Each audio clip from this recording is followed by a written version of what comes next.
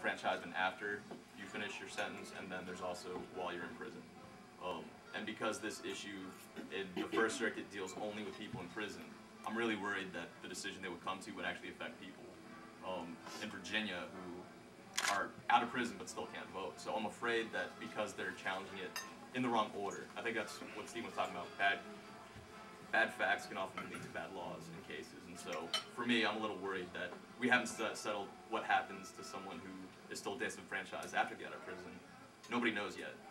Why are these people in the First Circuit trying to bring a case to the U.S. Supreme Court that deals with prisoners? Like, I think there's an order that this should go, and they're kind of stepping out of bounds of what should happen right now. So. Yeah, in other words, just to sort of rephrase that, if you ask most people on the street, is it okay with you that folks in prison can vote? And, you know, got a response, and then you ask the question, how about if they get out of prison and they're done with their sentence? You're going to get a lot more people saying okay to the latter than the former. So if you conflate the two and sort of mix them up and saying, well, people can't vote in prison, then, and there's sort of a side comment, and, you know, if you commit a felony, you shouldn't be able to vote, and then that gets applied to ex-felons, then that could, you know, that could really work against us. So it would be much more preferable for people to push first, at least nationally, for getting ex-felons the right to vote before you try to spread to 48 states. There's only 2 states, remember, that allow people in prison to vote. And that was going to be far less popular in the minds of legislatures, the court, the public, than letting people who are done with their time in prison to be able to vote. Linda? I don't know if this is the appropriate time, but sometime I hope you will deal with the issue of a constitutional amendment for the universal right to vote. Would that deal with this whole thing? Well, Pat's going to do the Virginia legislature because we need to modify the Virginia Constitution. I mean the national. Right, and then there's nothing really in the Constitution. There's no right to vote in the Constitution. Well, yeah, I mean, obviously you could do that, but let's put it this way. Getting a constitutional amendment to the U.S. Constitution is extremely difficult. So is this. Well, yes, it is, but it's extremely difficult. You remember back when in the really last attempt to change in the U.S. Constitution in terms of voting rights with the D.C. Voting Rights Amendment. It passed both houses of Congress. It got ratified by 19 states, and then it died because it didn't get ratified by enough states. You've got to have 3/4 of the state legislatures in addition to both houses in Congress. It's pretty hard. Or you have a constitutional convention. The danger of a constitutional convention, you know, it may sound like a good idea, but maybe we won't have a First Amendment if you wind up having a constitutional convention. You know, really, seriously. I mean, how many people, you know, you can have say, oh, I don't like all these people saying all these stupid things, and then suddenly we don't have free speech anymore. I mean, it's a kind of a risky exercise.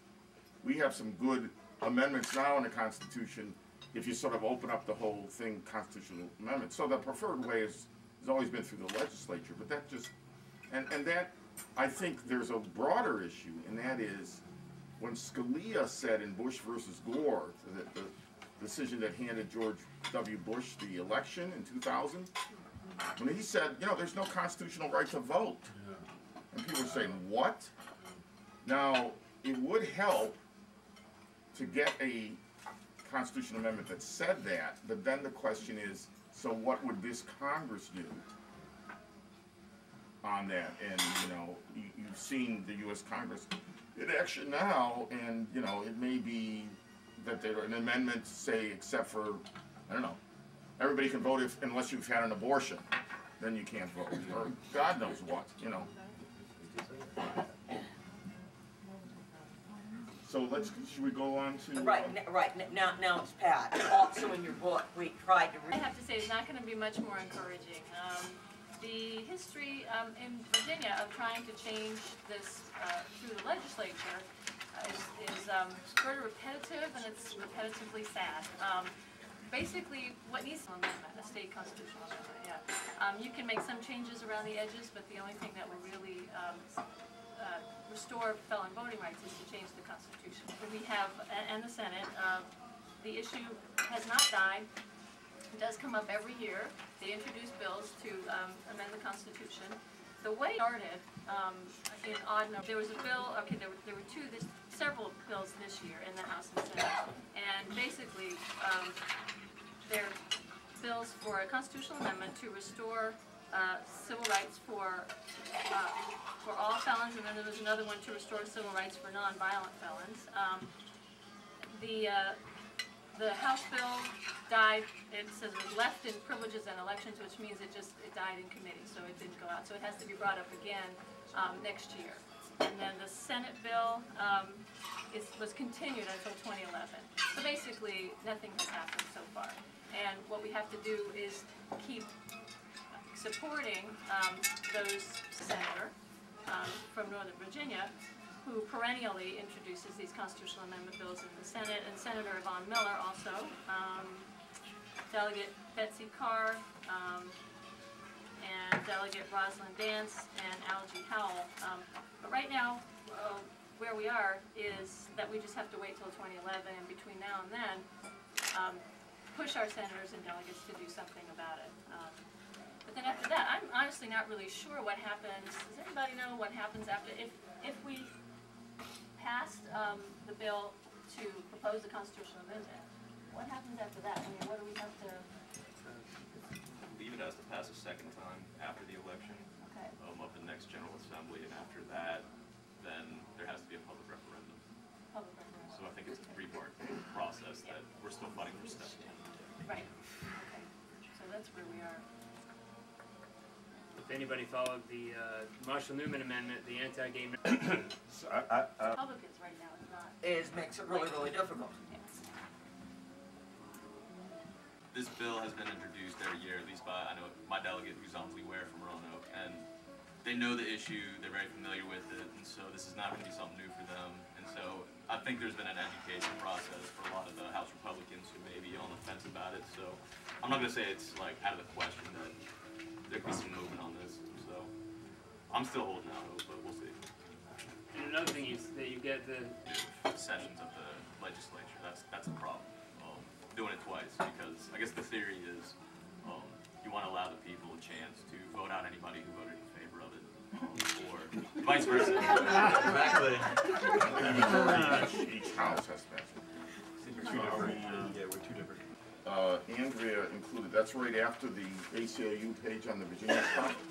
There is a resolution which I and Frank here authored that we presented to the Fairfax County Democratic Committee, which is the largest Democratic committee in the state, on this issue, and it passed overwhelmingly.